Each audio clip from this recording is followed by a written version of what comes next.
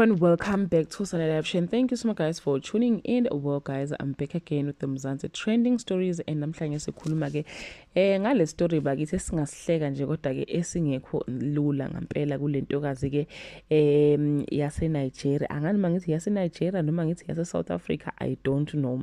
But ke ngizokhumbula ukuthi ke lenkosazana ke eUchidima Adeshintina wekade ke ngilela Miss South Africa kwathi mangabe sekusondele nje ukuthi ke baqheliswe ke ngemqhele kwase kusuka umsindo ke la eSouth Africa kwathiwa kahle kahle uChidima lona uChidima Ndlelani manje ubani uChidima lisho ukuthina leli gama lika Chidima Adeshintina ungwase South Africa kanjani.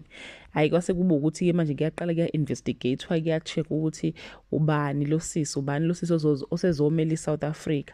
Hayi ngempela kwathi mangabe kucheck kwatholakala ukuthi chabo unkosazane uyiSouth African, but mangabe sengenela no Home Affairs sekubheka kwatholakala ukuthi cha unkosazane ubaba wakhe ke wase Nigeria, umama wakhe wase Mozambique, kodwa uma wakhe ke wamregister falsely esebenzisa ke ubuzo base South Africa ubaba kade mtshontshiwe. So kwase kuba ukuthi ke sekusuka ke inkinga kwagcina sokuthi ke kuthiwa ke uChidima ke akafuneki ke South Africa. Ngaleso sikhathi leso kwakukhona ke no Miss Nigeria. So abase Nigeria ke angazi ukuthi kwakwenze njani nkosami, kodwa bavele bathi nje akabuye ekhaya bamwelcome kahle, bathi akabuye ekhaya ufamily yabo akabuye to fatherland. Wahamba ufika wacry ngo Miss Nigeria, wahamba wazwaya ku Miss World. So now guys uChidima bakithi uthi angathi akuphileki kahle le eNigeria, futhi nje yena ukhwele South Africa la eSoweto, le yampilo yalaphana ke iyamhlula. So she is fighting ke ecourt, ufighter ke uHome Affairs ukuthi ke bamnike ubuzwe base South Africa ngokubhala ke kwesolezwe ke lithe sekuqubuke umbhikisho ezweni lase Nigeria kusukela kusuke umsindi Nigeria. Ama-Nigeria abathi abasamdinga uChidima lokhu kuze emva ukuthi ngene inkantolo naba kwa Home Affairs ulwela ukuba owase South Africa. Abase Nigeria bathi kuzomela abuyise umqhele ka Miss Nigeria ngoba ukhethe ukubadayisa wabuyela ke eSouth Africa. Bakhala ngesupport abamnikayo yona ngenkathi ejikelwe eSouth Africa, kodwa manje ke uthi yena bandla akakhulelanga eNigeria futhi nje ufuna ukuqhubeka abe ngowase South Africa yize ke ewuMiss Nigeria.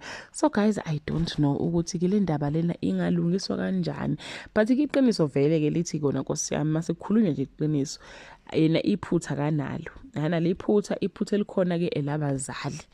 Manje ke engazi ukuthi ke yena ugwetshelwa ke into ke angayazi. Asazi ukuthi ke icourt yogcina ke imnikile nobuzwe base South Africa noma isimo ke sikanje. We don't know guys, but yeah kunzima ngempela bakithi. Impilo yakhe ngicanga ukuthi imile ngoba phela lapha eNigeria mhla iwina angazi wawina into engakanani, futhi mhlambe siphelile. So nje impilo yakhe yonke uyiphile eSouth Africa, manje uthi impilo yase Nigeria cha bandla akulula, iyamehlula ngempela.